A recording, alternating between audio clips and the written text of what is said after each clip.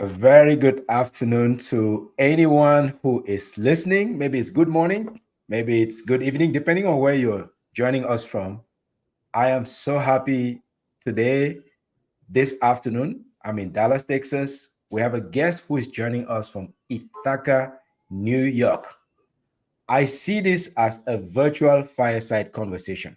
I come from a culture where people share stories in the evenings around the fireside.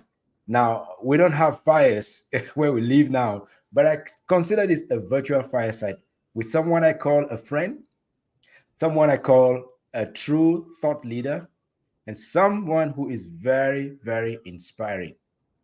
Hey, ladies and gentlemen, friends, neighbors, whoever you are, I want you to meet Madam Sahana Singh. Madam, tell us where you're joining us from. Thank you and namaste, as we say in my part, in my culture. Uh, Namaste and hello to everyone watching. Thank you, Gideon, for inviting me. But so, as much as you say that I inspire you, well, you do the same to me. Wow. And your warmth and genuineness is something that has always touched me. So it's very nice to be with you, talking with you after a long time.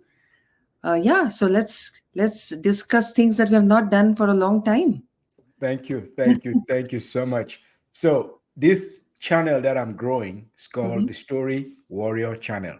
Hmm. Story Warrior Channel focuses on bringing professionals, people who are, I consider, unsung heroes with untold stories. People that inspire me.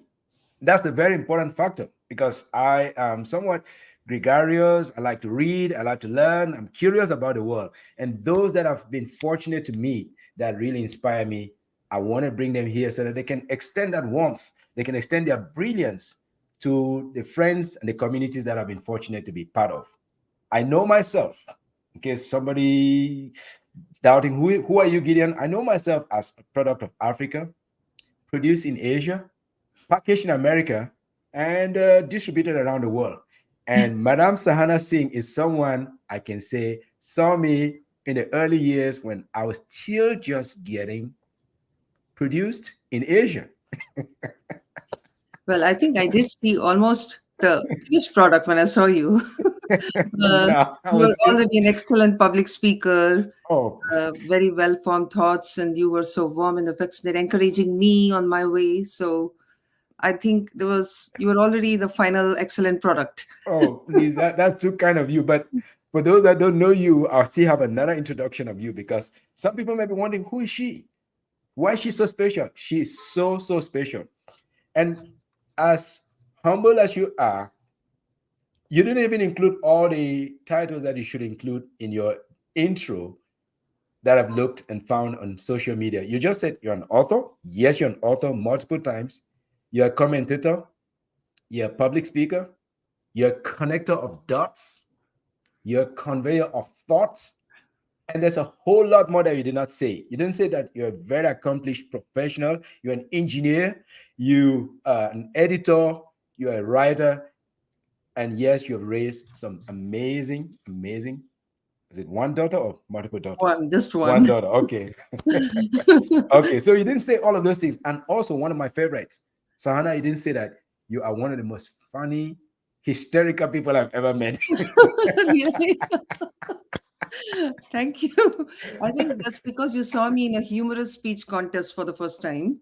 So Yes. maybe you have this impression of me. But there are those who think I'm extremely serious and they would not dare to joke with me. And I like it that way too. Some people, I mean, if they think of me like that, that's also interesting.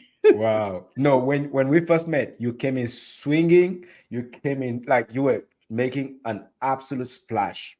And then from there, we became friends. I think we even belonged to the same club, if I don't remember, if I can remember It's well. Church Funk Toastmasters Club. But exactly. And that's way back in 2002 in Yes. Singapore. Hmm. And then we got to be fond of each other speaking. And each time you're speaking, I'm rooting. And I felt like when I was also speaking, you were rooting. And we always went away with some trophies. I don't know if there was those judges were making mistakes about my performance, but I know for sure they were not making any mistakes about your performance. Thank you so much. Yes, that was a good platform that I started on, Yes.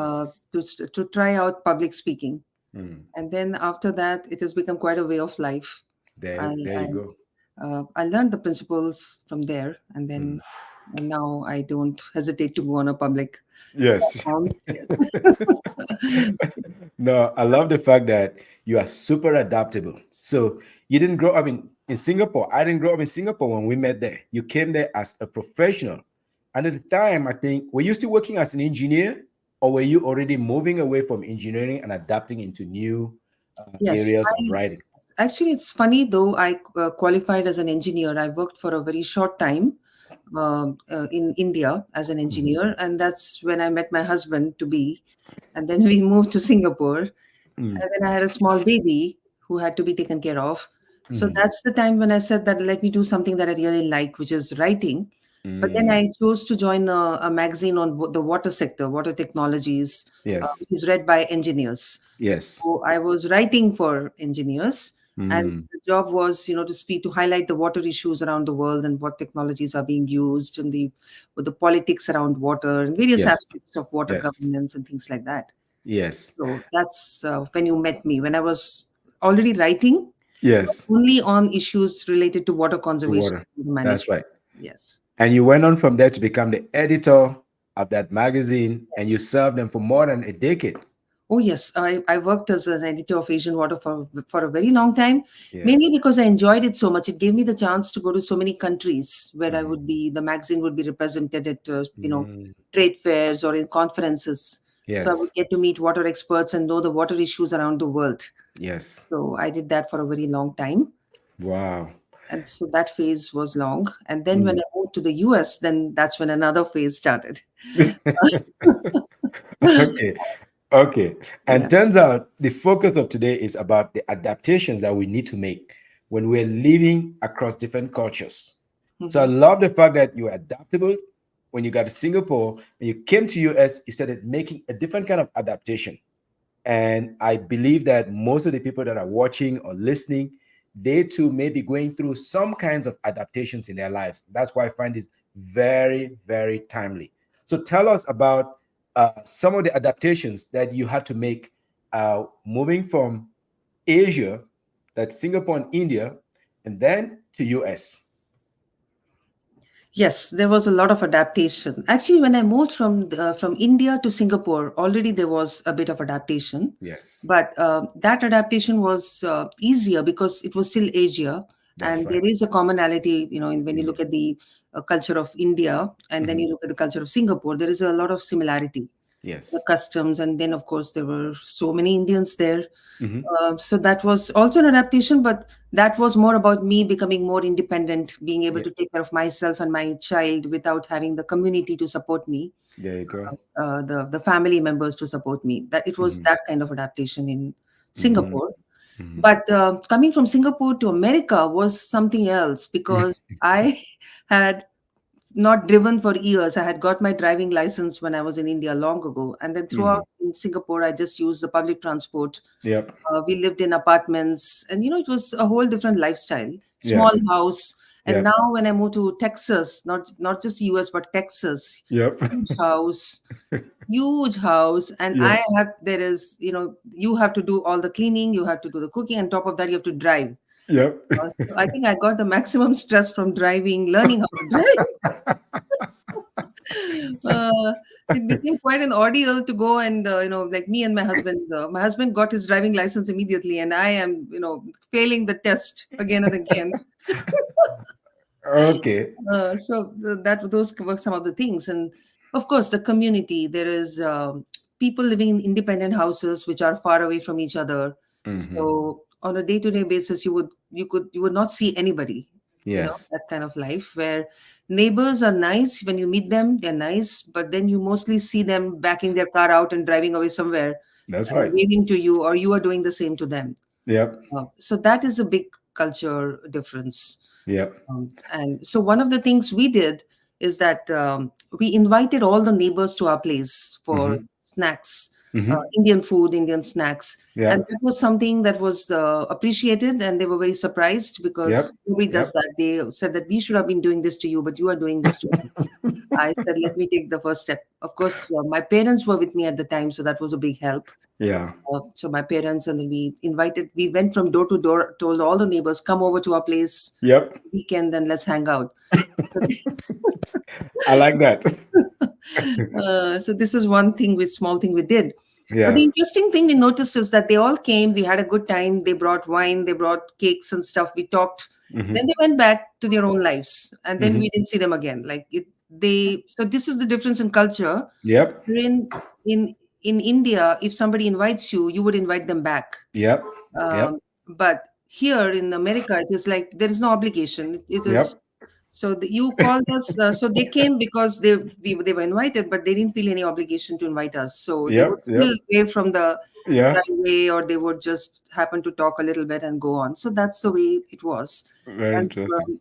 so we accepted that. Yeah. Um, so in the beginning, I did find it a bit strange that Yeah. I don't have as many people nearby who come over, or I go to their places. But Yeah. I think adaptation is that adjusting to that. Mm-hmm. So if you're able to find things to do on your own, uh, Yeah. then you probably don't depend so much on other people, and Mm-hmm. then slowly over a period of time you find your own communities, right? Very interesting. Like I love music, so I connected to like Indian classical music, and then I found out when Mm. concert is happening, I go there, meet Mm-hmm. some people, meet the organizer, and then Mm-hmm. slowly I meet more people, and that was one Yep. thing. Or you go Yep. to a lecture, there's a topic on which I want to listen to somebody, I go to a lecture. And that was one thing, by the way. I was scared of driving on my own. I always in the beginning would want somebody to be with me, but Yeah. once it happened that there was a lecture happening an hour away somewhere, and my husband is an office man, and I have to go to this, and I just took the car out and drove, and that was the first time I drove all on my own. Uh, Yeah. and I got something for you on that driving thing. I'm serious. You will not believe this. You will not believe this. So both in Singapore, we didn't have to use cars. we didn't have to drive, right? Yeah. Public transport is super efficient. Yes. So I moved also tentatively to work for a guy in Orlando. Mhm. And to give you a little backstory, I failed the exam several times in Singapore to get my driver's license. Mhm. Like 2 or 3 times. I spent more than $4,000. I still did not have a driver's license. Wow, I'm not the only one. Yay. Yes, so you're not alone. I want to alleviate your pain. Then I came to Orlando, and within a short space of time, I think the first trial, I passed my license. So I'm like, yoo, I got this. Bought a car, and I started to drive. But the first time I got into the freeway, I was frozen with fear. I was devastated. I parked by the roadside. I called a guy from Senegal who is like a very famous religious authority, Alaji. He's been to Mecca. I said, Alaji, I'm lost on the roadside. I cannot drive. He was like, young man, calm yourself down. Calm yourself down. Just keep driving. Go to the right-hand side and drive slowly. Nobody's going to. He took a lot of care over me. That gentleman from Senegal, I still owe him a huge debt of gratitude. But what I want to say here is you are not the only one that was facing the fear when you had to drive in US and the roads are super, super fast. The other one, inviting the neighbors over. Our first place in Oregon, when we moved in, about 12 fruits I gave to all the neighbors. And we're growing pumpkins we distribute to neighbors. Here we also invited neighbors over. They came, we had a very good time. Now, I'm not sure they're going to invite us, but I'm not expecting anything. But I got you on that one. We're probably bringing our home cultures into these new places. We're trying to learn and adjust. So I really appreciate you doing some similar things to what I've been doing, but I don't know whether they're going to reciprocate, but it doesn't matter. But tell me about food. In Singapore, we're surrounded by food everywhere. That's And I right. see some people are joining us on Facebook. I see Madame Marie Christine is joining us. I see Lucy Ebini is joining us. Guys, you have questions for Madame Sahana Singh, drop them into the chat box. I'll make sure I read them out and she'll answer them for us. Tell us about food adaptation, because in Singapore there's so much food, but in US there's food, but I don't know. What are your Oh, adaptations in I that had, area? yes. So one of the good things is that after moving to the US, I became a good cook Mm, because I didn't get the kind of food I wanted anywhere in any of the places nearby. Uh, yeah. so there wouldn't be good Asian food, there wouldn't be good Indian food. Mm. And it's not all over the US, but that particular place we were staying in, Mm. living Mm. in Sugarland, I wasn't happy with the food anywhere, Mm. any of the restaurants, except Mexican food. Mexican food was lovely. Okay. And because I am not a person who wants to just have one kind of food or only Indian food, I want to try different things. There you So go. I was very happy with Mexican food in the US because that was not very common in Singapore. You Yes, didn't that's get true. enough. You didn't get really Mhm. authentic Mexican food there. So that was lovely in America. But when it comes to Indian food, I was forced to start cooking myself and become a good cook because Yeah. that was the only option. Yeah. Yes, so food was an issue. So we would, in the weekend, if we want to go somewhere, we would always end up in a restaurant where the food is bad and the service is bad. And And then you have to force yourself to go and cook. right. But today, when it's so many years in the US have passed, now it's 12 years, and now we are in a different part of the US. Mhm. There are so many other options now.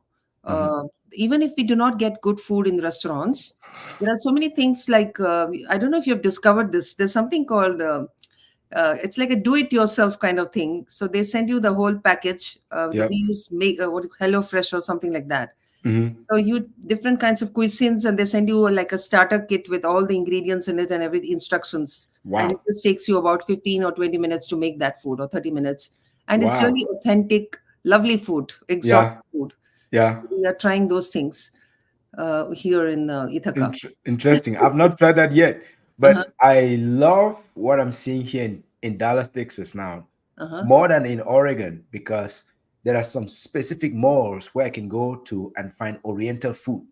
Okay. And there's some specific shopping outlets that I could go in. I know I want to get roti prata. I can go get some authentic roti prata, which I do not always have that in Oregon. I would drive 2 hours to Mhm. find a place where I could enjoy authentic uh, uh, um, Indian food.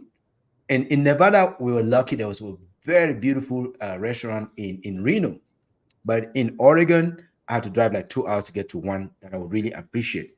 But more importantly, food wise, I'm still adapting. The food sizes, what do you think about the food sizes? Oh, yes. Oh my goodness. The size.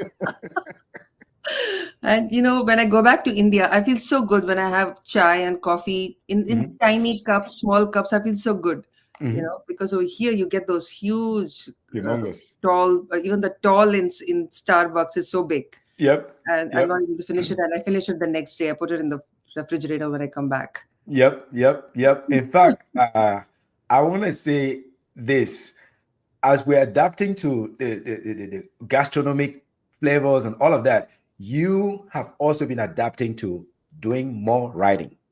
You've Mhm. been writing a lot, and you're writing some serious topics. You're writing about the educational heritage of ancient India. I love this book because it's exposing something that is well documented but not well publicized. Not many people know that most of the complex algebra we're talking about today, or geometry, mathematics, modern mathematics, originated in India. This is documented for those that want to know, but not many people are talking about this. So you started writing first with the Water magazine, and then you evolved to educational matters. Tell us about the flexibility, the adaptations that you had to make because you were trained as an engineer to become such an amazing writer that when I read that, I can't tell that it's written by an engineer. And I've read some books written by engineers. Maybe I was not a real engineer then. Oh no, you're a certified engineer. You're No, certified. I tell you what, I always liked writing. Writing is Mm, like breathing for me, right? So, mm, right from my childhood, I was writing wow. diaries. So, Wow. it's just that Facebook came along, and now I can, instead of writing in my diary, I write it on Facebook. Yes. So, a lot of what I write is documenting my life and the people I'm meeting, the experiences I'm Mm, having, right? mm. So, by the way, you showed the first book that I wrote. What I want to show you is my second book, Ooh, that's is bigger. revisiting the educational heritage of India. Yes. It's a more detailed book. So you have read the first book. Yes. So your question was, how did I adapt in How terms did you of, adapt? But you're saying that you have always enjoyed writing. yes, I So always, it's not every engineer or technical mind that can write. So for you, you've always developed that muscle, that yes, ability. yes. So, but writing in a Western or to a Western audience or living in a diaspora, Mhm. Have you had to make some sacrifices, change your voice, change your tone? Because for me, I make some changes because when I'm speaking in Canada or I'm speaking US, I have to make some adjustments. What about you? Actually, the kind of changes I'm making are very funny in the sense that I'm trying to write in as decolonized a language as possible, Mm, because I realize that this is the language that I'm using, which was imposed on us in India. It is not our yes, language. yes, We speak in so many languages, and yep. they are all. If you look at the languages in India, they're all based on Sanskrit.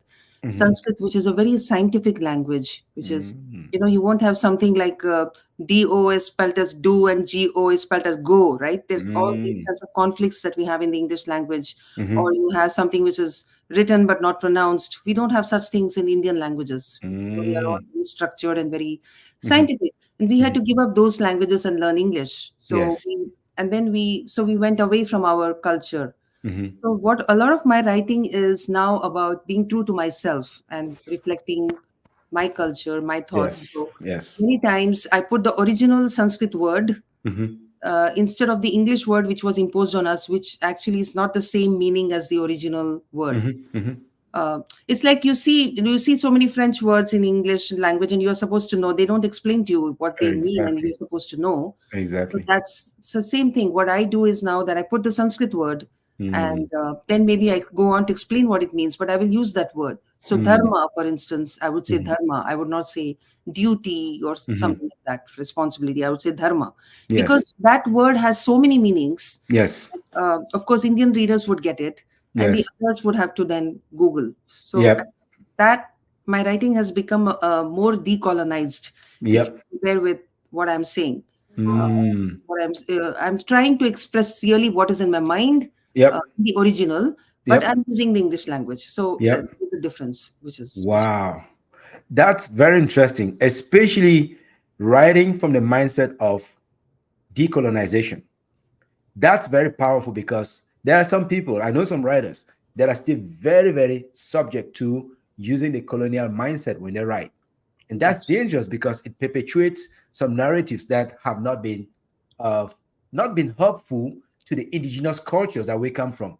And those that's cultures were in themselves very, very rich, that's right. very, very rich. So what you're doing with these two books, and then I watched an interview that you did on PG Guru. I love that so much because you're saying we should take an interest in our history. We need to take an interest in our history because if we don't know where we're coming from, if we don't know the heritage that we come from, we cannot stand tall. We cannot have the pride that we need to have to be able to project our ideas into the world.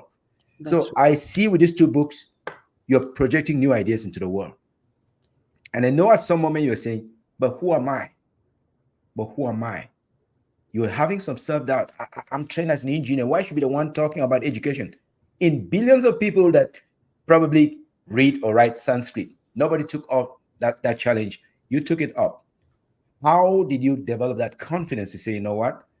If none of my people are telling this story, I'm the one that's going to tell this story. How did you develop that confidence?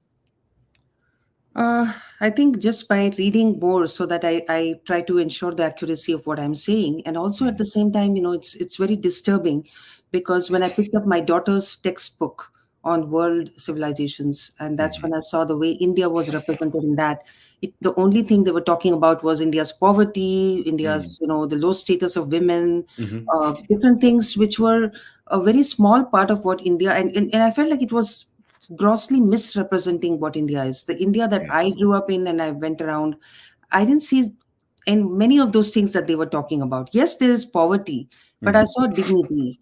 I saw families which support each other, and Yep. I did not see women who were weak. I saw women Yep. who were empowered, Tough. and it was all coming from the culture itself. Yes. So that's when I said that I need to write. If I don't, Mm, it's, even though it's not my subject, it's not something that I studied in school and college, right? mhm. Yeah. Humanities was not what I studied, Yeah. but I tried it out by writing short pieces. And Mhm. I think social media was a savior in that sense, because I Mm. saw that my posts were getting a lot of traction.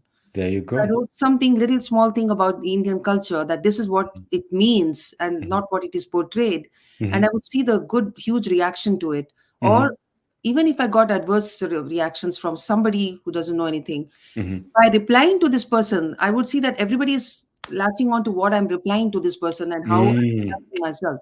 So that's how I thought that, okay, maybe I can write Mm. articles. And then one day, when those articles became enough in number, people Mm. said, hey, you should write a book. And Mm. then I tried out writing a book. I self published my first book because I wasn't sure whether it will be taken well. Yes. And it was a huge surprise to me that the Yes. self-published book did so well. Yes. Till this day, it is, it's of course, it's when you self-publish, the money comes to you. More of it comes Yes. to you than is taken away by the publisher. So this was a good sign for me that my writing is accepted. And then when Wow. it came to the second book, by then what had happened is that enough number of people knew me, and so when I wrote a Facebook update saying that I just finished the manuscript of my second book, I Mm. was astonished when I got a number of people writing to me and saying that Mm. we would like to publish. So I didn't even know that there were publishers following me on Facebook. Wow. Twitter. I Very thought interesting. just people reading. So that's how the second book got published through a regular, conventional, well-known publisher in Yes. India. Wow. This has been the journey. Wow. That's fascinating. But it had to come from within. It had to come from you observing and saying something is missing here. And that's Yeah. something that I'm really passionate about because when I meet fellow immigrants, whether they're from Asia, from Africa, from Middle East, from other parts of the world, I always find that we get sucked into the rat race. We're only digging, digging, digging, but we're not taking a step back and saying, what are we seeing here? And questioning some of the things that are happening around us. And that's part of the reason why I've always been fascinated by your ideas. There was a moment when I think you published an article in Washington Post. And Yes. out of the blue, I'm like, you know what? How many friends do I know that take their time and write about some thoughtful issues and get them published in Washington Post? I think I reached out to you out of the blue. You didn't even tell me about it. And Yes. I loved it because it really filled my soul with satisfaction that I know people that I admire and they're doing things that really come from their heart. So how can you advise other immigrants from Asia, Africa, other parts of the world who are not taking a minute to appreciate the home cultures that they were raised in, who have come here and they've been completely lost into the psyche of Western cultural setup? What advice do you have for them? I think for one thing, you have to be very close to your elders in the family and you have to be talking to them a lot because there's a lot of oral knowledge that has Mm, probably not been written, but it's there in there coming you down go. the ages. There you So go. you should be in touch with them and you should learn from them. And it's very important to have good communication. So you should be Mhm, able to communicate whatever you have mhm, learned. mm. And of course, you have to be an extensive, a voracious reader. You have to Yes. read in your own language as much as Yes. you can, or translations of what has been written in your culture, Mhm, about your culture.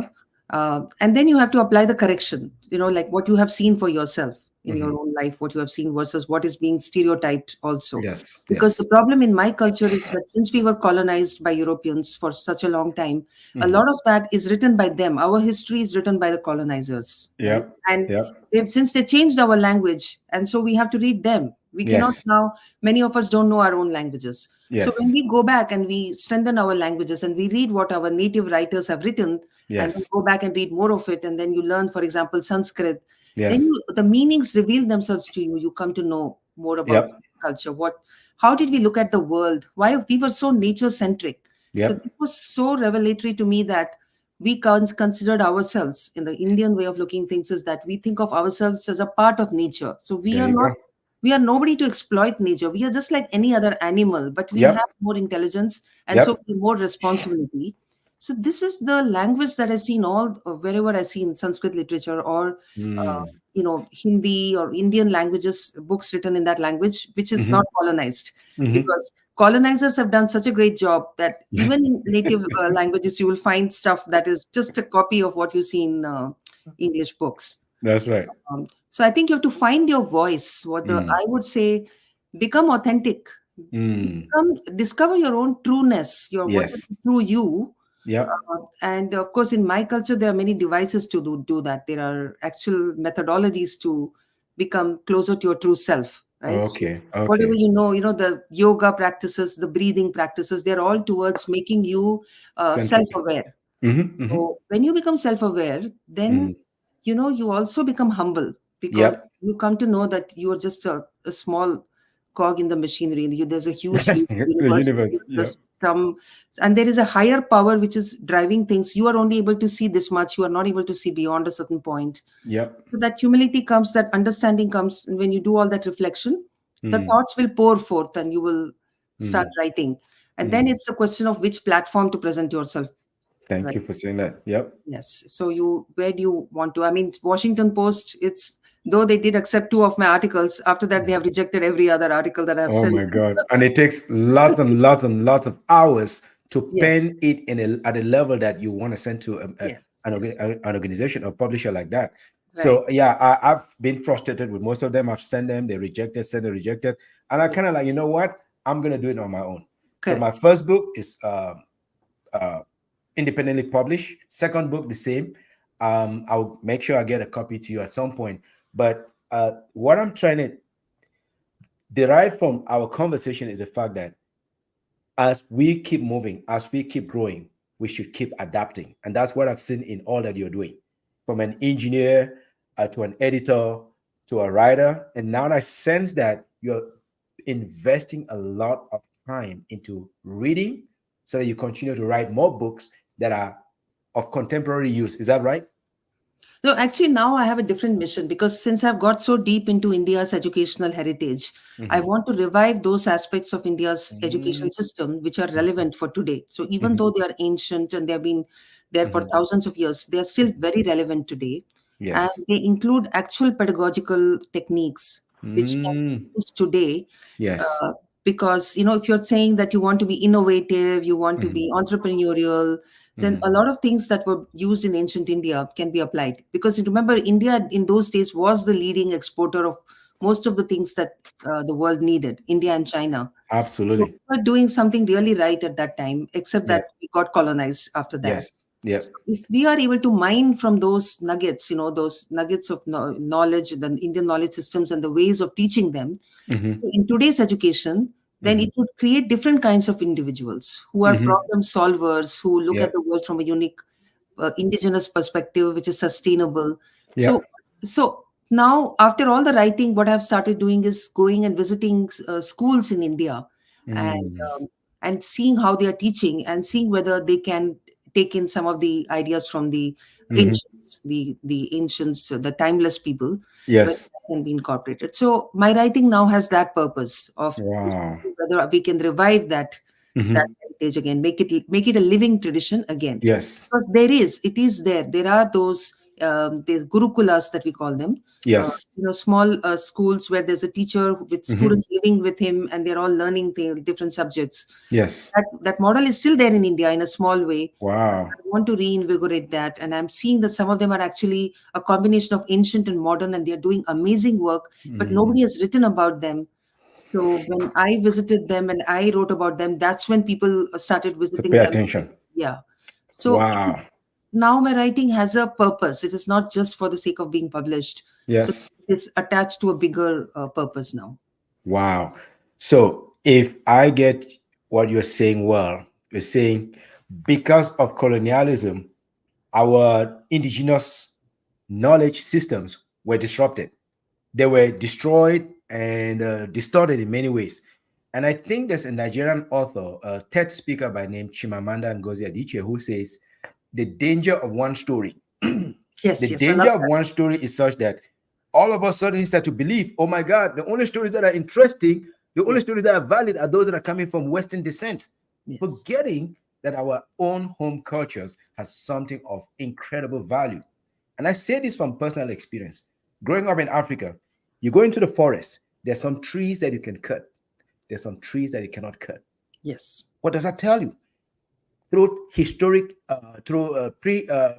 times, our parents got to know that there's some trees that have a special purpose. You only fell down this tree if you're building a home, and you only cut this bamboo if you're doing this. You cannot just cut any tree in the forest.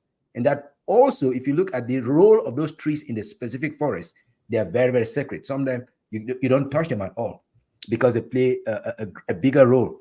So, unfortunately, because of the haste with which we live in the Western world or in the modern world, we've forgotten those traditions. But what you're doing now is trying to revive that so that it could be included in the Yes. curricula that is taught in schools. Yes. Why not? Why Yes. not? It's very timely. But I want to extrapolate on that and say, in the olden days, India was the center of learning in the world. We could say the Ivy League headquarters of the world. Yes. People were leaving from China to come to India to study. The Europeans were trying to find ways to come to India to both to steal some spices, to get this and that. And today we see the modern era where people are leaving from India, China, Africa, and going in search of Ivy League institutions in other places. And I know your daughter studies in one of the Ivy League institutions. Nothing wrong with that. But do you think that the rest of the world that has had powerful traditions, Africa, India, China, if we could succeed in reinvigorating our indigenous knowledge, do you think there will be one day that the West should be going to Africa, to Asia, to Middle East to study the indigenous cultures that we have abandoned and we did so at our risk? Do you think that day is coming? And if so, how can we hasten that day? Yes, I think that day is very much coming, and we should work towards that day. But of course, now it is the era of cooperation, isn't it? So we are Yeah. all. It's now. In fact, we should not be thinking in those ways, Mhm. where we are saying that we should even not be having those differences. We are going to see how to best teach something and what do we need for that, right? Mm. We are still using Western technologies, right? Even Yes. if we do that, we depend on them for a lot of technology, and then a lot of it is copied, and then it's Mhm. indigenized and things like that. Mhm. But in India, it also depends on a good leader leading these countries. So, Mm. so right now, after a long time, India got a good leader, a Mm. good prime minister, and he's getting the teams together, and he's empowering so many people. Yes. So and then of course, there's also the era of social media where we are all able to connect. We have Zoom calls now, so we have That's small right. schools, small. Without Zoom, Uh, without StreamYard, me and you will probably not be talking now. I'll have yes, to come fly out to Ithaca, New York to see you, exactly. and that Right, would have been very, very right, forbidding in terms of cost. But right. go ahead in terms of. But I think the Western world does have that lead, right? So it is a little bit hard for us to bridge that gap completely very soon. Mhm. They have all the journals. The journals are headquartered in America. The journals of so you need to get published there in Mhm. order to be recognized. So Mhm. it will Mhm. be difficult to uproot those systems or make a huge dent. But Mhm. what we could do is be more aware of Mhm. what we need to be doing. And so Mhm. back in India also, I can see that there is after all the wreck of colonialism, how it just wrecked us completely and Yeah. made us simply just copy paste people, right? Yeah. Just doing Yeah. what. And then now we are breaking out from that and doing our own research. So a Yes. lot of good things are happening in India. So it is. Mm. So it's a start has been made, and Yep. now we need to slowly build up on that. And the same thing, of course, China has got a lead on that because they never got colonized the way we got colonized. They Mm. definitely got all the communism and all has destroyed them quite a bit. But Mhm. after that, they use their own language and they Mhm. build their own infrastructure. So they have their own social media. Yep. They have a lot of things that they're doing on their own. So they are in that sense. That's why they are becoming Mhm. much more powerful. They're quite a That's power absolutely to true. contend with, right? And Yeah. so they have universities which are doing original research and all that. Yes. So they, at least the language problem they didn't face. Whereas for Yes. us, we have to get out of that language problem and then get on to doing Mm. the research Mm. that we really need to be doing. Mhm. Wow. Possible, but you need the commitment of a lot of individuals That's for right. for reversing the damage that has happened. That's right. Right? And part of it is medicine would benefit. I saw some research you talked about the Ayurveda Mhm. medical when you get to solemnize as a medical doctor, long before the Westerners were using that system, Absolutely. it had already been pioneered in India. And Yes. I give you a strange twist here that which, and this is all about balancing or learning who. If somebody knows something better, we learn from them. We're not trying to talk down on any other culture or civilization. I went home a while back and I was having upset stomach. All right. And this was in Cameroon. And Cameroon has like 350 different ethnic groups with different cultures, very, very different. So I was having upset stomach. very upset. So I said to a brother, I said, man, I'm struggling. I'm struggling. I've been running to the restroom all the time. He said, you know, is that really serious? I said, "Yes, come." Took me to the kitchen, said to grandma, help this guy. Grandma said, can you show me your hand? I showed my hand. She took a little gourd, a little calabash with some black stuff inside. She said, show me your hand. I showed her hand. She poured a little powder inside. She said, get palm oil, mix it up. I mixed it up. Sana, believe this or not, from the moment I mixed that up, I did not have to run to the restroom again for the rest of the day. Before that, that morning, I'd gone to the restroom like 4 or 5 times. It stopped, the stomach stopped automatically. I'm like, even Western medicine works, but Western medicine doesn't work that instantly. But unfortunately, that culture is dying away. Nobody's telling those stories. Nobody's sharing that knowledge. So I'm fascinated by what you do because you are helping us to reawaken those giant cultures, those civilizations that can help heal the world of the brokenness that we see in many, many areas. So, other than education, what are some of the areas that you are increasingly, you know, putting your polyglot brain into and learning quickly so that you can share with us new stories? Other than education? I think it's the civilizational aspects because there are a lot of customs that we have in India, which are very when they on the face of it, you would they would look like there are some just rituals being performed. Mm. So I am also trying to understand the meanings of all these rituals. Some of them I know Mhm. already, but Mhm. funnily, the meanings of these rituals are not coming out in the narratives. They're all coming out like gender conflicts. Oh, Mhm. so in a marriage, the husband is doing this and the wife is doing something subordinate. So Mhm. they are not getting the meanings of those rituals, like the husband and wife are together planning to create something new Mhm. by helping each other. So the wife, of course, the mother being, like in traditional role of a woman being Mhm. the bearer of a child who brings the child to the Mhm. To the who world. gives birth, right? So those things do come out in the wedding, but Mhm. today it is being misinterpreted and kind of being shown as something which is inequitable. It's not. It is not showing Mhm. progressivism. Mhm. So what I'm trying to do is show that all these rituals that we have, if you see them with the true intent of what they are, they're just Mm. beautiful customs. Yep. So I'm bringing out a lot of that. Like Mm. when we worship, we are supposed to use certain flowers, certain Mhm. leaves when Mhm. we worship our deities. So those flowers, those leaves have to be preserved. It's a way of Mhm. biodiversity Mhm. preservation that we have to all Mhm. there are so many plants and leaves and fruits, flowers Mhm. mentioned in our sacred literature that Mhm. offer to different deities. Uh, Hmm. and these deities are all different manifestations of the same divine, the Yep. whole who comes in different. So that's the way Indians, Hindus look at it. So all Mm. these customs, when you look at it, they are not conflicting with anything, and they are just very good for you to be authentic, to be Mhm. sustainable, right? Mhm. And also to reinforce your gratitude. I am trying to now explain to people that most of the rituals that we have, they are all actually expressing gratitude to nature in Yes. some form or the other, right? So Yep. things that we chant from morning to evening, you might Yep. take it as religious, and then you can have see it as a barrier between you and me, or you Yep. see it as something which is unifying, because I am praying to when I wake up in the morning, I pray to Yep. the sun. I Yep. thank the sun for giving me light, for giving Yep. me energy in Sanskrit.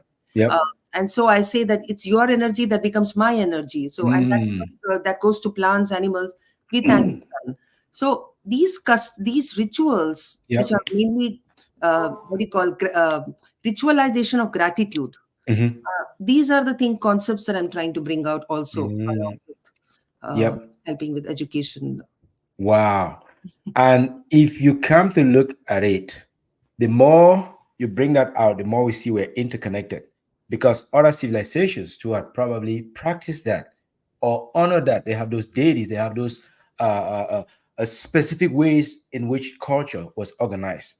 Now, Yes. we can't change everything overnight, but if there's one thing you could wish for diaspora of all parts of the world to be more aware of in a rapidly progressive world, what would be one thing that you would wish for diaspora people to be more aware of, especially those living in a country like America that has more power than most other countries possess? I think what I would like them to be aware of is that uh, they need to they they need to find the truth for themselves. They need to Mm. not go by what they are being fed through the media, Sorry, the negatives, I'm and they having should a cough, seek. but that's powerful. I'm So, sorry. to seek the truth, do what it takes. Hmm. Read the books in the original and see the Mm. real meanings that were intended, rather than somebody quoting that book and making a villain out of somebody. So, Hmm. what I would really like them to do is to find out the truth for themselves, and Mm. also I would like to see them all cooperating with each other. Uh, Mm. for the various causes rather than being fragmented.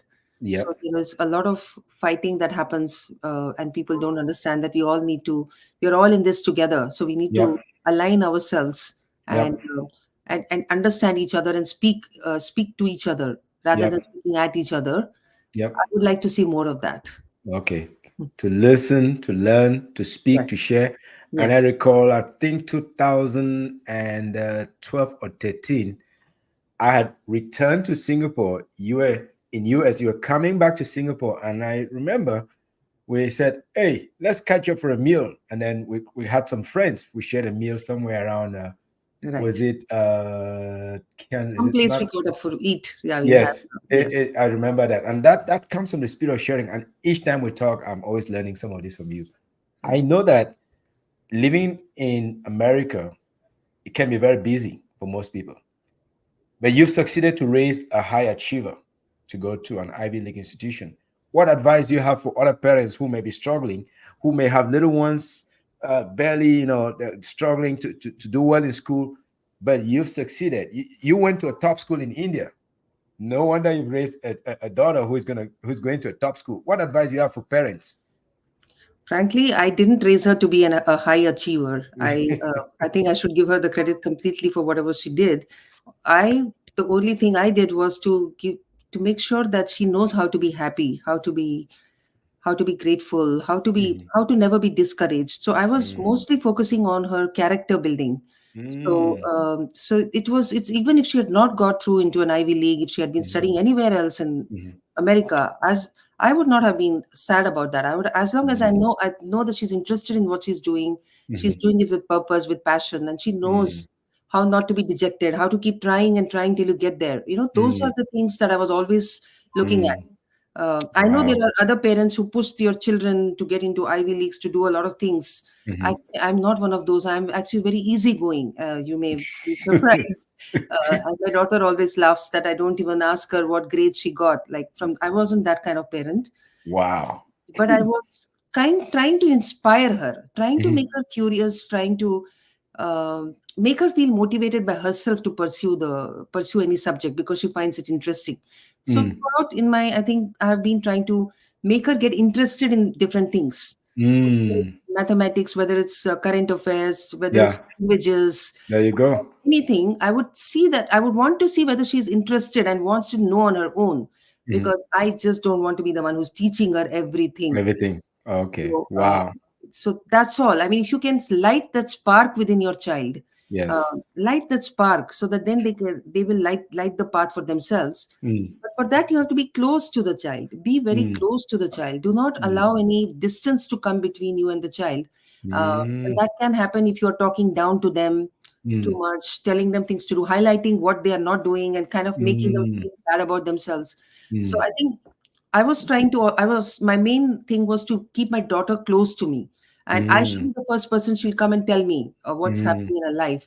Mm. If that's not happening, then there's a problem. There is some change that I need to bring in myself if she's afraid to tell me something or Mm. not sharing. So I Wow. think I learned this from my mother, because my mother is the one who told me that if you show anger and you throw a tantrum at something she does, then she's not going to confide in you. She's not going to tell you what's happening in her life. Mm. So Wow. don't react to everything she says. So I I took that see. lesson from my mother, Wow. and so then I Ooh. just would be there for my daughter. So I'm here for you. Tell me everything you need. You want, or I'm just there. If you don't want to say anything, just be aware that I'm there for you. Mm. Keep your children close to you. From that will follow everything else. If they are close Yes. to you, and Ooh. then the next step would be you would inspire them. You would make them meet different people who are Mm. role models. So Yeah. I would also make my daughter meet people who inspired me. Uh, Mm-hmm. I would in fact make trips to take her and spend Mm. time with those inspiring people. Mm. Uh, Mm. it's Wow. So there's a person in India who has reforested a huge area of land all by himself. Uh, Yes. and we went as a family and spent some time with him and came back. So my Mhm. daughter got to see different people in This is different disciplines who are doing yes. good work, Wow. and then just talking and spending time with them and getting inspired by them. So that's the only thing I did. Make sure she has enough inspiration, and Hmm. she knows that I'm there for her. Her father is there for her. Hmm. That's it. After that, what she does is her own effort. Okay. That is very deep and very moving. And for me, I've learned from that, and I'm going to make some adjustments based on that. They say the apple never falls far from the tree. So you learn from your mom, Yes. and now you transfer those values to your daughter. I'm very sure that she will transfer them to her own children someday. And I hope that those who are here are also picking up some ideas from here. There is Marie Christine, whom I know. She is from one of those powerful tribal groups in Cameroon, clans in Cameroon, and she speaks French so eloquently. She's Wow. raising a high achieving daughter here in US.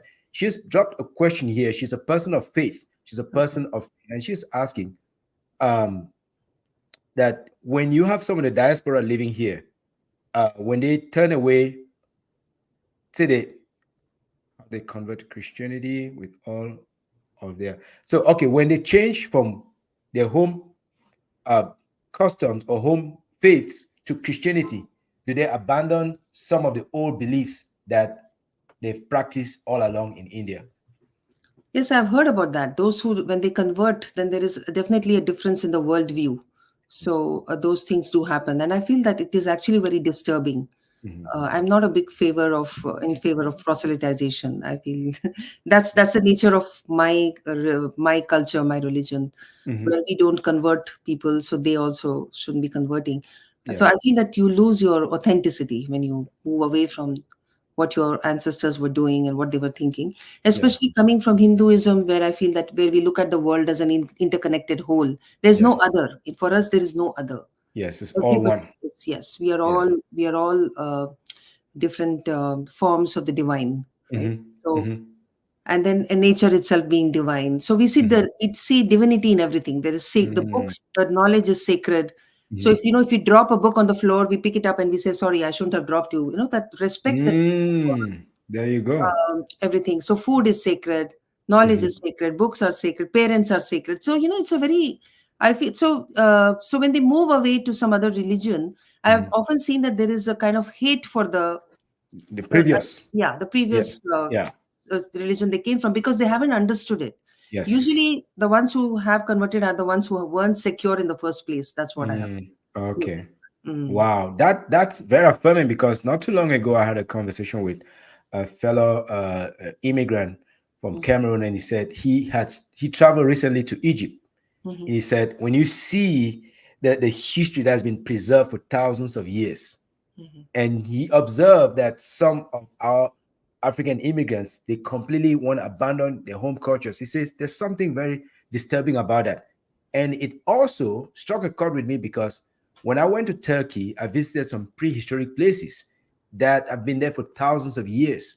They've not changed those practices that much. And there's a reason why some of those practices are there in the first place. If you don't understand the raison d'etre behind them, if you don't understand why they're doing things a certain way, Hmm. it is premature to just run away from what has shaped you along to be who you are today. There's a reason why uh, uh, uh, uh, people would preserve a certain plant and say, don't touch this plant. If you ask and you get to know, you realize maybe that's a medicinal plant. Maybe that's a special gastronomic plant that can only be harvested at certain times of the year. And so the problem is that we rush to judgment. So That's as we wrap up our conversation, I still can't help but remember how interesting you were and funny. So do you see use humor in your public presentations these days, or you just go straight cut like because now they look up to you more like an author? They have no idea that you were an award-winning Toastmaster speaking with humor, and you give us a hard time most of the Yeah. So humor is my coping mechanism. So maybe I don't know whether I bring it now to my presentations or speeches, Mhm. but it is definitely a part of my life. That's that, Mhm. we should not be taking ourselves too seriously. And in fact, in my culture, in the many of the Hindu gurus, who are great exalted gurus, I find that they don't take themselves seriously. They are Yes. laughing all the time. They are Yes, like indeed. children. They are like Yes. innocent children. So that's something that I try to keep within me, that Yep. innocence and that humor within me. Yep. Uh, Yep. but when I'm talking about serious topics, obviously I have to tell them about it. Yes, but humor does come in. It is a way of life. Yes. When you're answering questions, you can always bring in humor while answering questions. Mm. So humor is something. It's a big coping mechanism. Just Yes. never let go of that.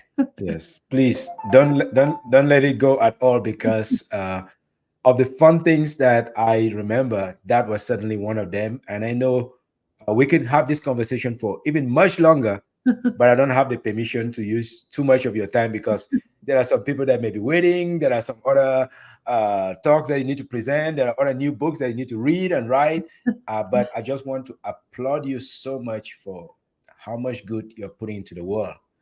Thank You you. put so much good into me as a friend in Singapore, and the other friends like the Fujitwis, the Galway Kuns, and the Po Kim Seongs, all those guys. You put so much good into us, and I see you still continuing to mold that and put that into the world. I want to thank you so much, Sahana, for Thank you. who you Thank you so are much and for what you do. inviting me. The pleasure is mutual. I simply admire you. I love the way you always make me feel happy each time I speak to you. You are one of the best, one of the very good friends that I have. Thank Thank you. you so much for being in my life. Thank you so much. And I wish you a happy rest of 2024. We'll continue to connect offline, and blessings in all you do. Thank you. Wish you all the best too. Thank you, Sahana.